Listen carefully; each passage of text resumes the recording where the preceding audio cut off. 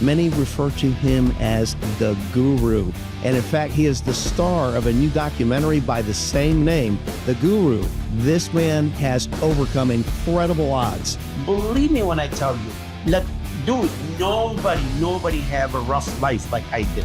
From sleeping in the car. George, you were shot once upon a time of robbery. Not only did you survive getting shot, but you have survived a severe cancer. Fast forward, I got cancer, everybody wrote me off. You know what I'm saying? How did you deal with the fear of being disabled and not being able to compete again? This is my secret. I'm going to say it for the first time. Welcome to the Labrada Show. Brought to you by Lean Body, the #1 protein shake in gyms across America. Hey guys, welcome to the Labrada Show, the podcast that helps you to improve your physical, mental, and spiritual health. I want to start out by saying thank you, as our show is growing really fast and becoming really popular thanks to you. So if you're enjoying the show, would you please hit the like button below now and subscribe and tell one other person about the show. My guest today is a dear friend of mine, a former professional athlete like myself, and a celebrated pre-contest coach for many world-class bodybuilders. Many refer to him as the guru. And in fact, he is the star of a new documentary by the same name, The Guru, which will be premiering on April 25th through 28th at the Sunscreen Film Festival in St. Petersburg, Florida. This man has overcome incredible odds to become an acclaimed success and is a study in persistence, willpower, and love for his fellow man. George Farah, welcome to the show, my friend. Thank you, Lee. Thank you, everybody, for having me on this beautiful show. Now, George, I've seen some excerpts from the new documentary, and you have literally dozens of athletes, celebrities, fitness personalities that are celebrating you and all that you've accomplished. How does that feel? Honestly, Lee, it's a very humbling experience, man. Because you'd have done so many good things and stuff, but then to see people you helped 10 and 15 years ago, and they're still talking so good about you and saying how I kept them healthy and how, it's really a humbling experience, man. It's amazing. Well, you've done a lot to help a lot of different people, and we're going to be talking a little bit about that. I want to start by seeing what your thoughts are on the documentary. It's won a lot of awards, right? Yeah, it's funny. It just won so many awards. For my understanding, because I haven't even watched it. So what they do, they take the awards, they pitch it to the people, and we're fighting against like so many people. I guess like there's 50 documentary that get picked. And for us to win like 15 of them already, I was like, oh my God. So it's really cool. Like right now, we're at the Pittsburgh. It's like the New York Pro. And then we already won the one in San Diego also, the one you can actually possibly go to the Oscar or whatever. Wow. And that's like the Arnold Classic. So, and then the Oscar, you get like the Olympia. So it's pretty cool, man. It's a humbling experience that I'm like, I can't believe my documentary won. But you know what? It's about the American dream, man. Like how I came from such a poor family, like nothing to have, 7 kids, my mom and dad, grandma and grandpa, a 1-bedroom apartment. It's not even a house. You know what I'm saying? So it's an apartment. We didn't have a garage or whatever. I don't know how we made it. That's amazing. And so it's amazing. It's amazing. And I think that's why a lot of people like paying attention. So how this young kid came to America, sleeping in his car, and all of a sudden now, wow, like, he's helping so many people. He became one of the best nutrition consultant, and now he's a doctor. It's really cool. It's an amazing. You have an amazing story, George. Thank you. And America is the land where you can make dreams come true. As a fellow immigrant, I was an immigrant as well. I can attest to 100%. that. And I love this country for the opportunity that it has given people like you and I both. I'm very grateful, and I know that you are too. Hey, let's go back to your early years. You were born in Lebanon, right? Yes, I was born in Lebanon. And how did you tell us a little bit about your journey and how you got into bodybuilding? Well, my journey is, I was born in Lebanon, and it was, I grew up during the Civil War. Basically, it's one of the worst war that Lebanon have, and that's I why right remember. now I'm begging people, man, stop taking side, stop, going left or right or whatever, or just let's all be, together, because I'm telling you, war is not fun. No. I have lost so many members of my family, my friends, my brother. War is not fun, man. No. So I'm trying to warn It's people, horrible. please don't let this happen to us. You know what I'm saying? Because it's not a joke. And that was only civil war. People they're bombing each other with regular missiles and machine guns, that I had to participate in. And if anything happened on the magnitude that we're hearing about, my God, we're talking about nuclear. We don't want this, man. We don't want a war. No. War sucks. Yeah. And the only thing it used to make me get away from all that, you know what I mean, hating each other, based on religion, is the gym. So it was like my safe place, you know what I mean? Yes. So my safe haven. I used to go work out, and I was at such a young age. I think I was 13 when I saw, Samir Badut, your ex-brother-in-law, winning the Olympia in 1983. I'm like, oh my God, this guy is from Lebanon, won the Olympia. So that's when I really got the bug, because I used to do it like, just go to gym and try to clean. They asked the guy, hey, can I clean the gym after school so I can work out a little bit, because I want to be around those big guys? Wow. So I get the bug. I start working in the gym there after school. It's really crazy, man. And then fast forward, coming to America, immigrated. My mom, she's an American, she's an American citizen. So she brought us all here.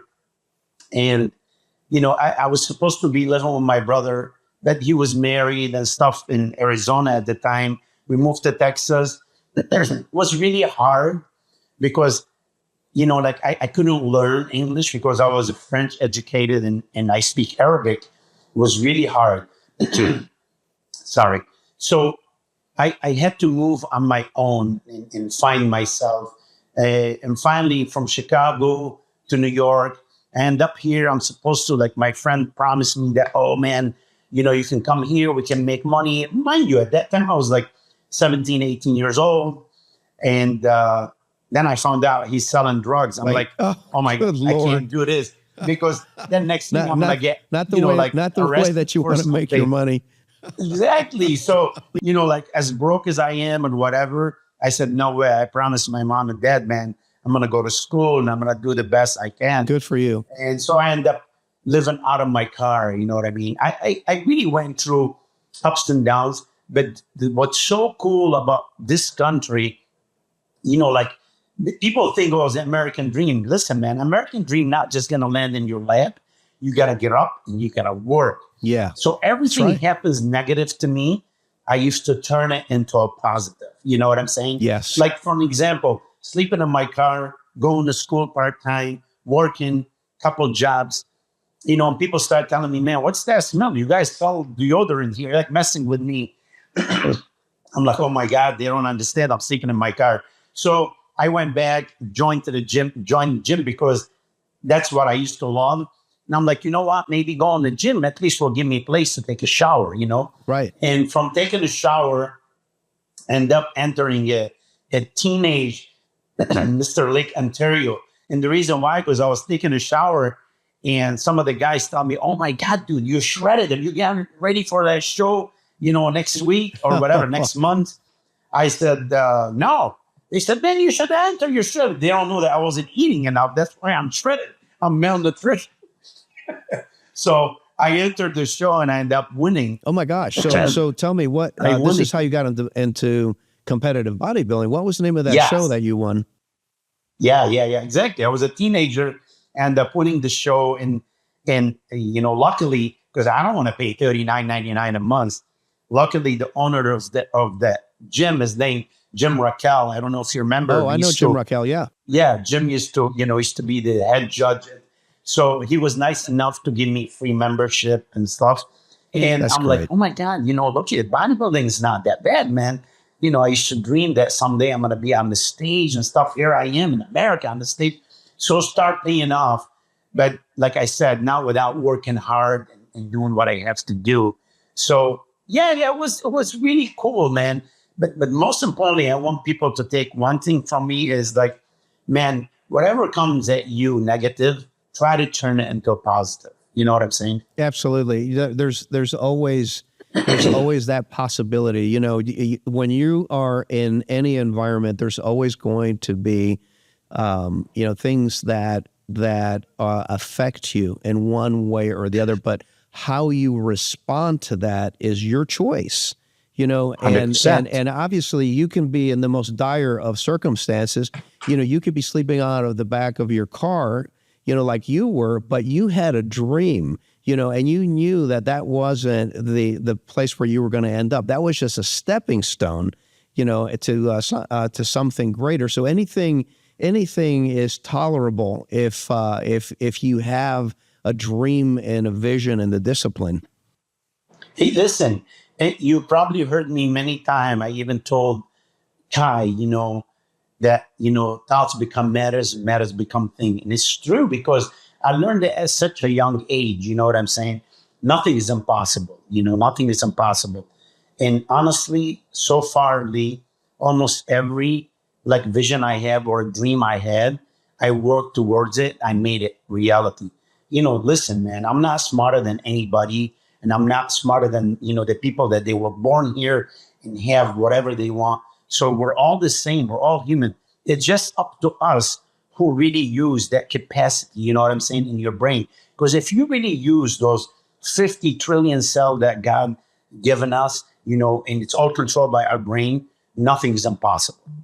That's exactly right. And we're going to talk a little bit later. I'm going to ask you about the energy that is involved with all of those trillions of cells in our bodies. I've heard you talk about that before, and I think it's fascinating. But before we do that, I want to go into your competition days as a bodybuilder. Let's talk about your competition history, George, because I remember when we first crossed paths, and you and I hit it off right away, but you were competing at a fairly high level, and you actually competed as a pro.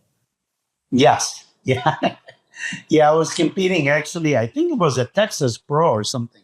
And you were there. You were just starting the Labrada nutrition. And I said, hey, Mr. Lee, how are you? I always looked up to you. And you looked at me, you said, my God, George, I can't believe you're not winning that show. Your condition is spot on and stuff. I'm like, whoa, listen. So, all along, I know that you're such a humble, good human being. And it kind of satisfied me. And I'm like, wow, he is the way he seems to be, Because some certain people, on TV or online or whatever, you see them and you say, oh my God, they're so nice. Then you meet them in person and they're different. You're actually nicer than gosh, what I you. thought about you. So it was amazing. That's very kind of you. You're the same way. And Thank you. And it's I tell people that it's about respecting others, and spooning out love in spoonfuls to people as you meet them, and just trying to create a positive experience with every new person that you meet. 100%. In Dennis James, in the documentary, I was just watching a clip, and he said it best. He said, man, I used to watch George and do this. And I'm like, there's no way that guy's real.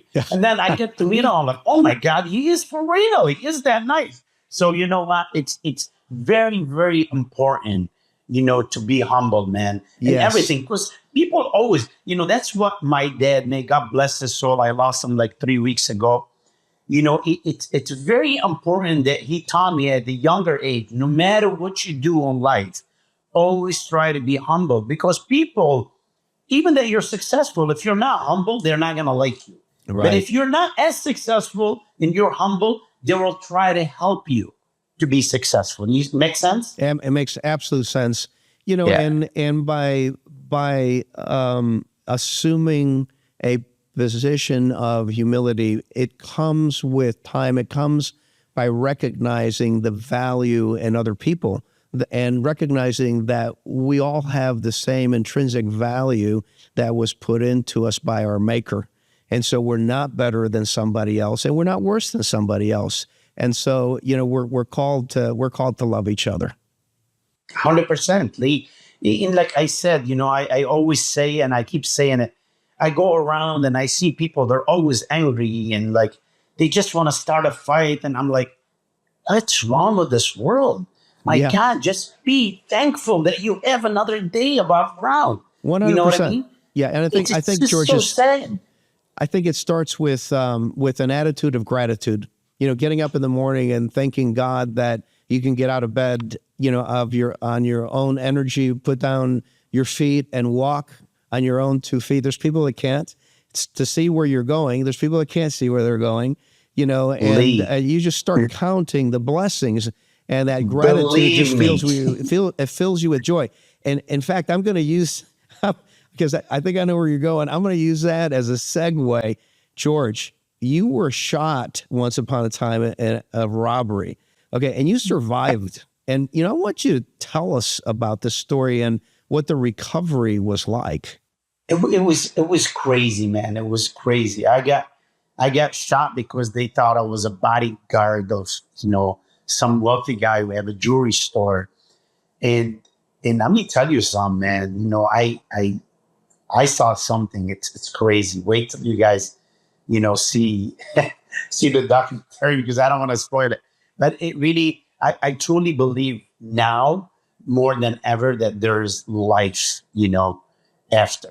Because I used to you grew up, my parents want me to pray and this, but right now, man, after I saw what I saw, and I saw the people that they were deceased with me in Lebanon, and they were still alive and talking to me, like just me and you talking now, I was like, oh my God. And, and believe me, it gives you a totally different perspective on life. You know what I'm saying? Yes. And another thing, Lee, that you were just saying, honestly, like me and my wife, we were just in Dallas not too long ago. My nephew was getting married, and let me tell you something, man. I wake up and I'm like, I was scared because, the bed sheet in the hotel, they were white.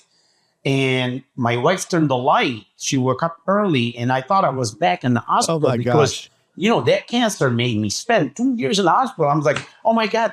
And she said, honey, what's wrong? I'm like, okay, I'm in the hotel. So, you should be always thankful, man, that you're healthy. And like I said, like you're just saying, get up and walk, by myself. Not two people have to take me or somebody to hold me, go to the bathroom. When you wash your face, remember, some people send on dialysis, washing their kidney. So, be thankful. Be thankful. And that's all what I keep telling people, man. 100%. It's very important. 100%. Be thankful in all things. George, coming back to when you were shot, how did you deal with the fear of being disabled and not being able to compete again? It's crazy. It's crazy because, I have won the Rochester, overall, that same year that I got shot. Earlier, and then I got shot in August, Friday the 13th. On Friday the 13th. Oh my gosh. Yeah, it's crazy, right? So it's like, I'm like, oh my God, I'm scared of the number, but it's so weird. Like I was worried, but at the same time, I looked at the surgeon, and I told him, I said, look at me. And he's not looking. He's trying to, and finally I said, doctor, look at me. He looked at me. He goes, what's the matter? I said, it's not my time. I said, I'm not going to die. Remember that. He goes, okay. I love that. And it's so funny. It's so funny that thoughts become things, because I learned that at such a young age. Like, listen, man, like people will get shot with me. And I'm like, listen, you got to believe you're not going to die. And sure enough, they won't. But then the people that they say, oh my God, I'm dying, they will die. Right. It's weird how our brain works, man. It's so magnificent, like how much you could really do, how much we have, self-healing mechanism. People don't understand it. So when it's so funny after they forced me into sedative coma because I had, 7 cardiac arrests and I was pronounced dead a couple of times. But then they forced me in a sedative coma because my heart kept beating 240, 250, and then it would stop. It would rest. So they forced me in a sedative coma. But then when I woke up, Dr. Lee came to me. He goes, "Man, you really don't want to die, huh?" I said, "Nope." Because I kept saying, "This kid don't want to die. I'm going to do my best." So it's great. amazing, man, how, it goes to show you the power of the word. Okay. Yes. Because, you're speaking these things out, physically speaking it and vocalizing it, not only does it reinforce it to your brain that you're going to live, okay, and gives it instructions, but it also speaks out into the universe. It's picked up by the doctor. It's picked up by the medical staff. They look at each other and say, this kid's not going to die. He wants to live. Yes. How does that subconsciously influence the actions of the surgeons and the doctors after that? You have to wonder, and so I'm just saying, that the spoken word is just so powerful. So powerful. Lee, as a matter of fact, my last doctor, I did the integrative medicine. My dissertation was on the power of prayer and the power of nutrition. And what I meant by prayer, because it doesn't matter what religion you are, what, who you believe in, as long as you believe in a higher power, and send that good, positive vibe, people send back at you. Believe me, man, I felt it. Like even like, when they thought I was going to die, I survived twice so far. So it's not just like, just he's talking like, no. This has happened twice in my life, man. Being shot and then having stage 4 cancer when I didn't get no chance, And So, I want to talk to you about cancer, because a lot of people don't realize that not only did you survive getting shot, but you have survived a severe cancer. And I want to talk about that for a second. But I want to talk a little bit about the dissertation that you had for your PhD with the power of prayer, because I know that you're a man of faith. And I remember you speaking in a prior interview, George, about the fact that we have all these trillions of cells in our body, and that they have a certain voltage, and that the brain literally steers those things, right? Let's talk about that for a second. Yeah, each one of us, we were born between 32 and 50 trillion cells. And like I said, each one of those cells, it's only 0.4 volt. You say that's not a lot of voltage, but, just like Dr. Lipton said, you take the 0.4 volt and you multiply it by 50 trillion, you have 200 trillion volt in our body. And it's all controlled by our brain. So each one of us can light up the state he's in. You know what I'm saying? It's just if you really know how to use those things. That's right. So if you get up and you being a negative, guess what? Negative things going to happen to you because that's what you attract. But if you positive, believe me when I tell you, dude, nobody have a rough life like I did. From sleeping in the car to my first apartment, literally, I had boxes. I had literally boxes. I went, I was working in a place. I wait till they deliver stuff. I have the box and I made them like a place to sit down and eat. You know what I'm saying? Like, I used to wash my clothes. I wash them because I don't want to pay, like $8 to wash a load of laundry. Remember when you're making $140 and then you got to pay $40 out of it for gym. Back in the days, man, it's not, making $2.50 or whatever an hour. It was not a lot. So I wash them in the bathtub. I did what I have to do, but you know what? I always stay positive, and then all of a sudden things start opening, man. It start opening, and then, so it's amazing how much, our mind can do, how powerful we are. You know what I'm saying? 100%. In fact, while you were saying that, it occurred to me that I saw a stat recently where they say that people have negative thoughts. The average person has negative thoughts about 80% of the day. And to me, that's just a foreign concept, okay? I'm like a normal person in that occasionally, I have a negative thought enter my head, but I have come to a point in my life where I reflexively push it out. The second it enters my head, I reframe it. I literally picture that thought in my head, me wadding it up like a piece of paper and just throwing it into a fire. If it pops up again, I do the same thing. And I'm just telling my brain that I'm not interested in that thought. And then I immediately start looking for the good in the situation. But that's something that you have to work at. You know, it's not like all of a sudden one day you get up and you start thinking positively. You know, it's like a muscle. You have to train that. But if you're willing to do that, again, you know, you're training your brain to focus and to attract to you very positive things that will end up materializing in some fashion in your day-to-day world. Amen. Amen. Listen, I'm with you 100%. And you know, it's sad to see like so many foreigners, you know, they come to this country from like an Indian or Chinese or you or me and end up making it. But then people that they have it so easy here, they don't want to do something about it.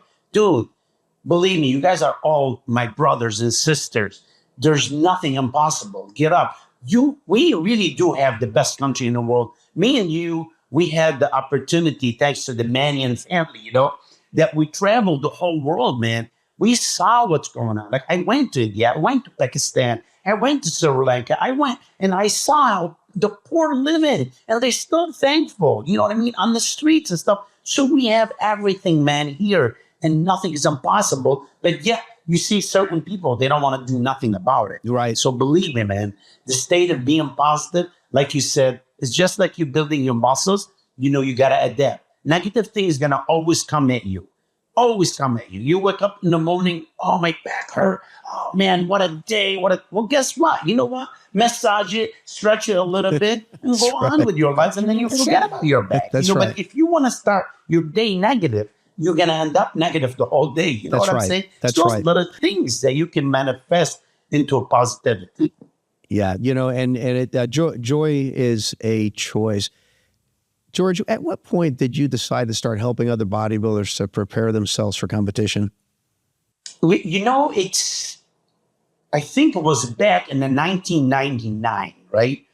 And I saw, you know, like I was helping some local guys, but then Bob Scicarolo, I said, hey, Bob, man, you know, like, you know, he looked at me after a show, you know, he said, holy crap, man, how you get that? Your skin, this gotta be genetic. I said, no, dude, you can do this. He goes, I'm done with bodybuilding, you know, 13 years, 14 years at the national, I'm done. I said, Bob, how about if I promise you I can make your skin that thin? With your physique, with your genetic, man, you're gonna kill it. He goes, what do you mean you promised me? I said, yeah.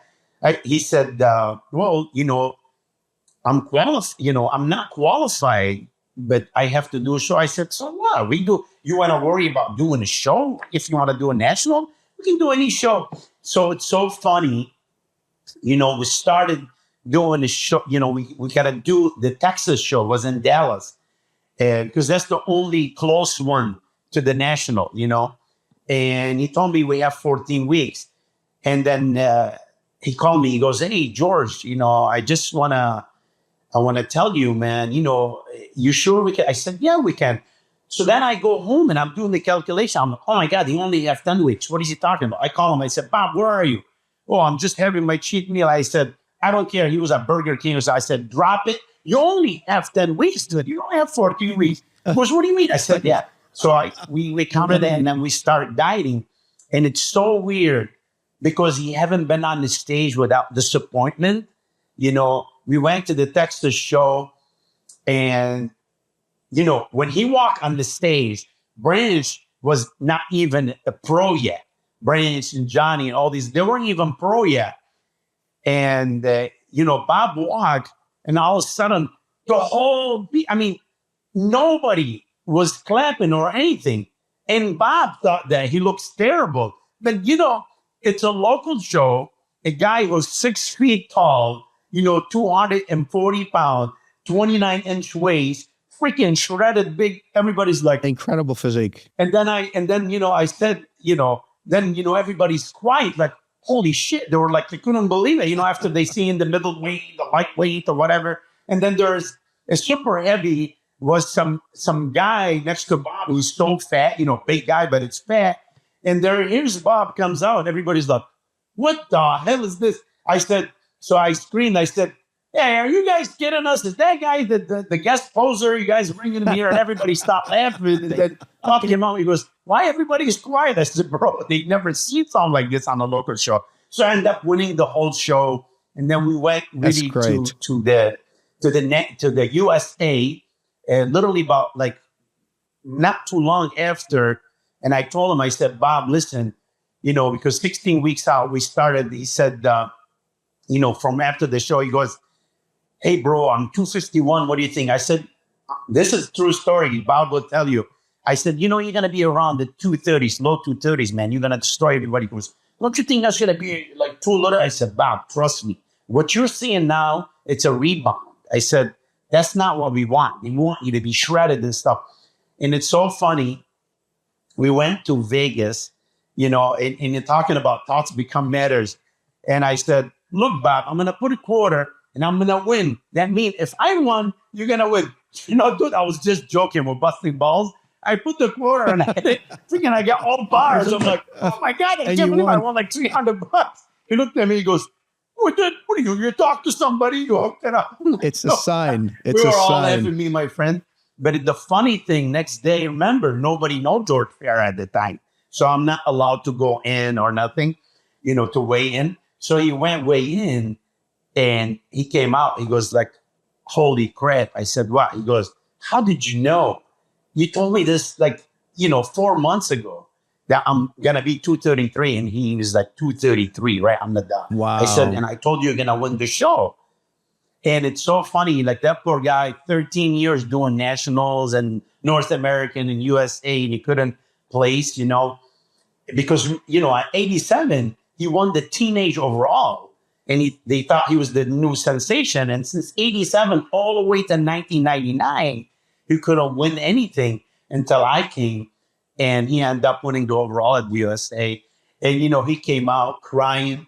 And then Mr. Manion took the trophy from him and he gave it to me. He goes, this is yours. It was the funniest thing. You know how Mr. Manion is such a ball buster. I love him. But it was really cool.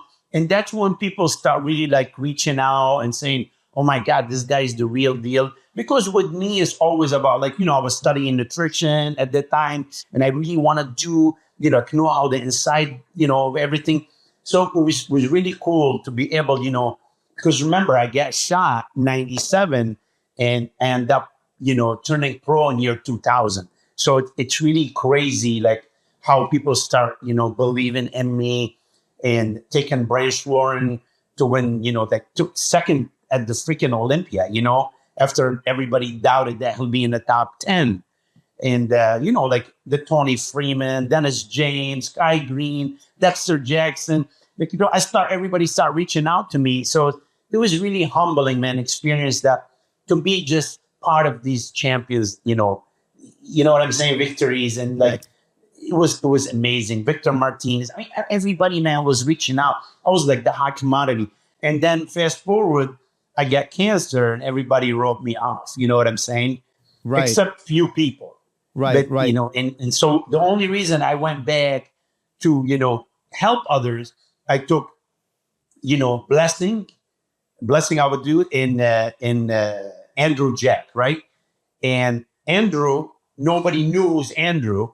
And I took him, made him pro, won the Arnold. And then we went the Texas pro. And then we went to the Arnold, England, and he won that. And everybody's like, holy crap, And with being sick, he ended up being 8 at the Olympia. And the same thing with Blessing. Blessing, was not placing in the shows the year before. I said, listen, we're going to do the same shows and you're going to win them. And remember, Lee, I'm not better than all these coaches. The only difference, and this is my secret, I'm going to say it for the first time, is I work on everybody's brain. Remember what we said at the beginning, thoughts become matters, matters become things. That's right. So, when we went and did the first show that, Blessing could have won the year before, and I told them, I said, this is your show. So nobody's going to touch you. I'm telling you right now, look at me. If you don't win, I'm quitting. I said, that's how much I know. Because I looked at him, holy crap, shredded, man, everywhere. So now this guy took it so much in his mind. He went backstage and he's like, he looked at the competitor and goes, I don't know why you guys bothering me here. This is my show. And I'm like, no, that's not what I taught you. And, a couple of competitors, I don't want to say their name. They came to me. They said, man, sure as shit, he talked a lot of shit, but he backed it up. Holy crap. We didn't know that he's going to. And then he ended up winning that show. And then we went to New York and won that show, you know. But I kind of like, I just want to give people a taste. Like, listen, man, if I want to do it, I still have it. I just, honestly, it's you know, with me and my wife have a practice, you know, preventative medicine, because my wife, she's a psychiatrist and she's a medical internist, you know, and with me being a nutritional consultant and integrative doctor, so we kind of cover everything under one roof, and we're so busy. So, and as much as, I mean, I love bodybuilding, don't get me wrong. I'm always going to help people. I still have a lot of people right now on my team, you know, some new pros and stuff. But anybody is going to like exceed the limit and say, you know, I want to do more and more. That's not for me, you know. But at the same time, like I said, now helping others after me almost dying, you know, from cancer, it's a lot more, I don't know, satisfying maybe. Because let me tell you, when somebody calls me, man, thank you for helping my mom, or some kid in Canada, you know, they told him he's going to go on dialysis, leave. I can play that freaking message. He will bring tears to your eyes. He's crying. He said, thank you. He goes, I didn't have nobody except God and you. Somebody told me contact you. And I can't believe my kidney's going back to normal now after they told me I'm going to go on dialysis. So it's amazing, you know, when you help people, you know what I'm saying? Just with nutrition. Just with nutrition, because food is really medicine. You know what I'm saying? Yep. And this is what a lot of people don't understand. Like I tell bodybuilders, listen, man, don't just stick rice and chicken, you know, steak and potato like we used to. I said, make it colorful, make it beautiful. The more you get fibers and stuff, the longest you're going to live, the better you're going to look. So in every aspect, you know what I'm saying? 100%, 100%. You've mentioned a lot of world-class bodybuilders. As a competition coach, when you take on a new client, can you usually tell things about their mindset and their makeup that tell you whether they have what it takes to become a champion? Listen, I hate to say it, but some people came to me, they have amazing genetic, crazy genetic, okay? But they couldn't put it together, you know, and I can go out and say it. It's, for an example, Big Ronnie, you know, Big Ronnie have it all, but the last couple days, something in his mind will make him like, you know, make him lose it. And I think it's his mind, you know what I'm saying? And I'm very thankful that he won a couple times, you know, even that he wasn't working with me, but I love it. The other day he was doing a live, you know, and people asked him, they said, man, you know, we remember you worked with George. He goes, let me tell you something about George. George is one of the reasons I won. George kept telling me few things, and I kept them in the back of my head. You know, nothing is impossible. Nobody better than you. You have the genetic, you know. So I taught him a few things, and I'm so glad that he didn't forget. Because certain people, you know, when they don't work with you, they start trashing you. I'm so happy that almost everybody worked with me. Even if they left, they always say, man, George's a good man. George kept me safe. You know, George taught me how to win. Then that's all, you know, honestly, that's all what we should all look for. It's not just what you do. It's like the legacy you're going to leave behind. It's just like when everybody asks me about, hey, what do you think of Labrada? Man, he's a gentleman. You know what I'm saying? Because you have always been a gentleman. You understand what I'm saying? So you guys paved the way for me. I mean, you're not a lot older than me, Lee, but honestly, I have a mad respect for you, man, because you really showed me, you know, how good to be humble. And no matter, even when, like, a few times I thought you should have won and they give you a second, you always stayed humble. You always stayed happy. You always shake the winner's hand. Dude, this stuff, it's embedded in me. You know what I'm saying? And I want to be just like that. Thank you. I appreciate that, George. George, let me ask you on that note, you know, what are some of the success traits that make up a champion's mindset? What can we learn from that we can apply to our own lives? You gotta apply it. You know, it's like, Lee, let's put it this way. You know, a lot of people, they come here to me like, you know, they have blood pressure or they have diabetes or heart problem or cancer, you know. They need to understand something. This stuff, you're not just going to go to bed healthy and wake up next day and run. You know what I mean? And that's why I said it's all about state of mind. Back in the days when I see somebody overweight, I used to, like, somehow I'm embarrassed to say, but I used to make fun. But now, after I studied and I had the information, it's very different, man, because I'm like, oh my God, it's not as fun, because our kids, when they were born, you give them Tony the Tiger and colorful stuff and let them, we feed them all this stuff. And guess what? Sugar is very addicting. We all know now, after that study was done on the mice, they left the coke to go after sugar. It's more addicting than drugs, hard drugs. So, we have the addiction personality. So that's when your brain comes, because we're not a little kid, and like, hey, you want cookie, everyone, little girl or little boy? No, you know what? Listen, I'm a grown man. Food is about respect. So whatever you put that dish in front of you, you either disrespect yourself or you respect yourself. I like you know what that. I'm saying? I like that. And that's how you got to live your life. And that's how you stop the manifestation of many diseases. You know what I'm saying? So I'm not going to tell people, hey, man, keto's diet's no good or vegan is no good. Or listen, if any diet you follow, it doesn't have your name on it, it's not a good diet. Because each one of us, they could be twins. And I got to give this guy diet this way and this, because depends on their blood work, if how their insulin sensitivity, how they digest certain things. Some people can get away with a lot of carbs. Some people can't eat a lot of carbs. So make sure you hire somebody that know what they're doing and you go from there. But honestly, listen, we're all growing up. We all know ultra processed food. Now it's been in so many studies that is the cause of so many diseases. You know what I'm saying? I don't mind if you want to have beef, have a nice grass-fed piece of beef, but don't overdo it. Everything you overdo is not right. So make it mixed, make it colorful. And honestly, just look at the Blue Zone people, look at the Mediterranean diet, and you're going to try it. Your life will be so much better. As you mentioned earlier, George, food is medicine. And you mentioned several times that you're a cancer survivor. Can you step us through what happened and what you learned in the process?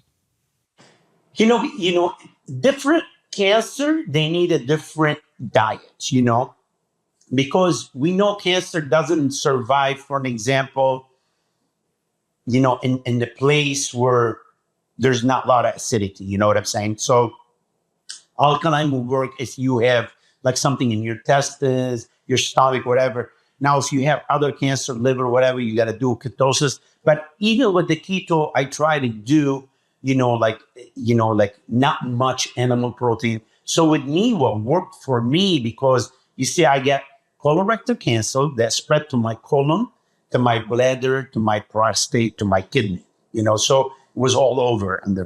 And what worked for me is actually going on like whole plant-based vegan. So nothing in my mouth was really like artificial, everything clean, everything have to be like perfect. I eat a lot of salad, some beans, some lentils, I even had some salmon every once in a while, you know what I mean? So I did, mix of everything.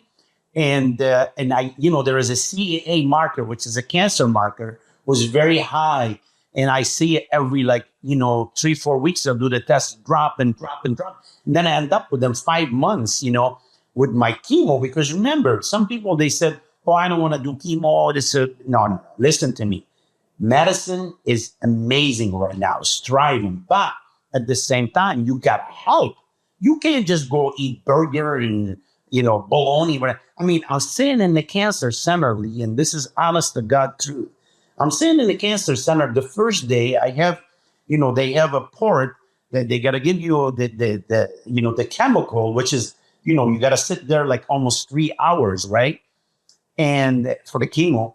And then they coming around passing pizza and bologna sandwich. I'm like, I'm not going to eat that sandwiches. Stuff. Are you kidding me?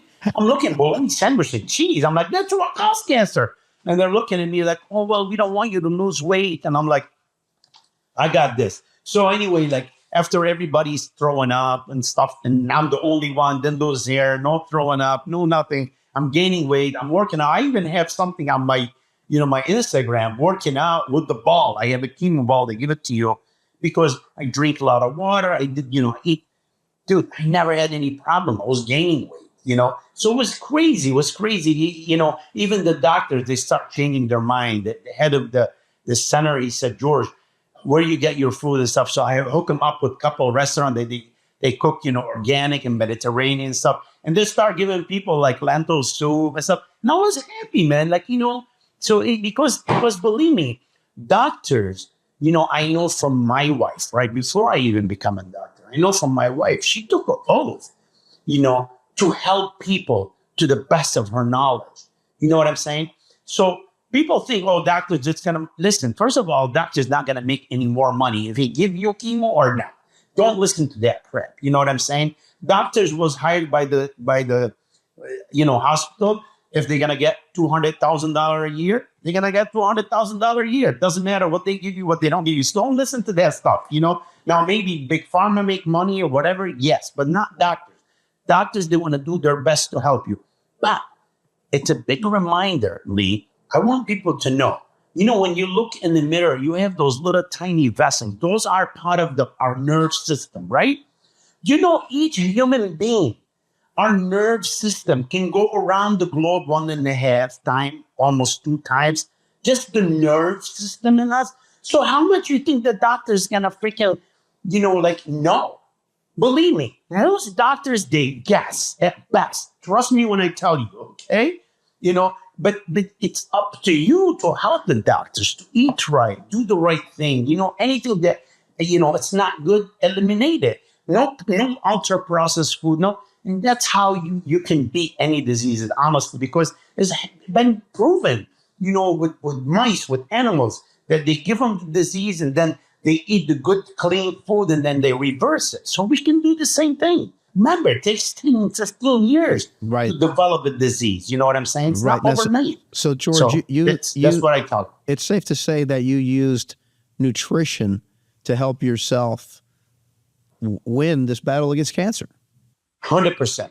100%. Listen, the guy from, what's his name? The actor from Black Panther, this is why I did my dissertation on the prayer, the power of praying and the universe, the positivity, because that poor guy, he have the same exact thing I had, right?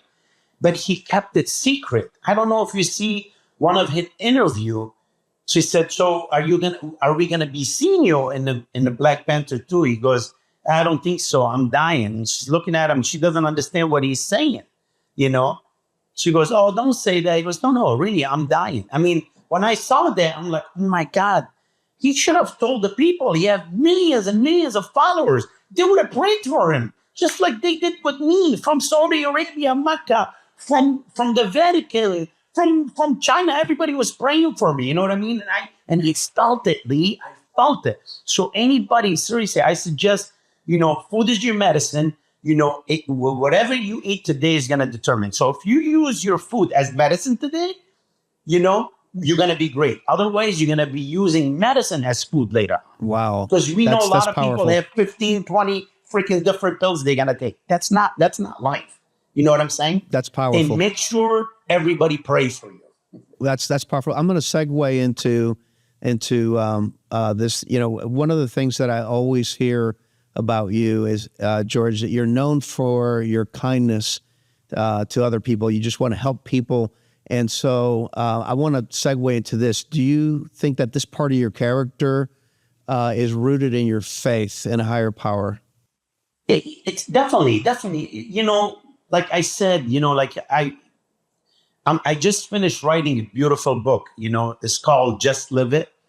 And the people, they're telling me right now, they said, oh my God, this is going to be New York bestsellers automatically. I'm like, how'd you guys know? I said, just by reading it. And the reason why, it's because, when I was reading it, even myself, man, my tears just dropped down, listening to my dad, watching my dad, even when we didn't have a lot of money, but because he was smart and makes moves and selling stocking, women's stockings, selling, toothbrushes and toothpaste and stuff. And I literally will see my dad, as broke as we are, he's sending us all to school, me and my brothers. He don't want to send us to public school. He send us to private school. Pay all that money. I'm like, why is he working 110 hours? And then on top of it, I see my dad. He have only $5, and he'll see a poor guy, and he'll give him the $5. I'm like, oh my God. I said, Dad, why would you do this? He goes, because there is a higher power watching us. So basically, God is watching anything we do and everything we do. And you know what? This is so powerful. My dad taught me a lot, man. And when I went to bury him just like 3 weeks ago, let me tell you something. I was flabbergasted. I could not believe it. We got the biggest place for a funeral home, and there's no places for people to sit down. There's more people outside than inside. They all came to pay respect for my dad. So he was a great man. And everybody will come and tell me, oh my God, your dad helped me when I was in need. Your dad. I'm like, we were broke. We were poor. But it's so funny. After we start making money and we're doing good, me, my brothers, stuff. So every time I go and give him extra money, and I'll go, he said, hey, 3 months later, he goes, I don't have any money. I'm like, Dad, what do you do with the money? I gave you. He goes, you give me the money, you don't ask me what I do with it. So you know what he do?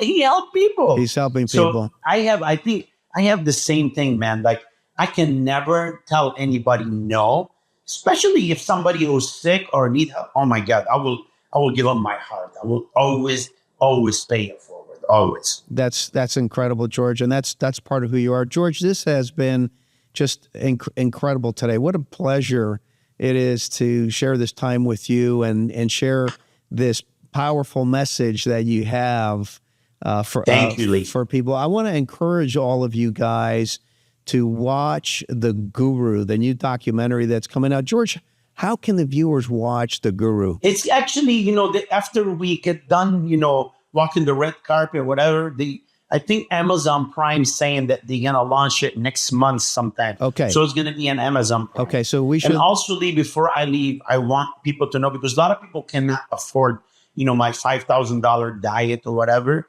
So I created a new app. It's really cool. So you can go, I have it right here. It's GuruGeorgeFarah.com, and you can register. You know what I'm saying? So It's not going to be that expensive.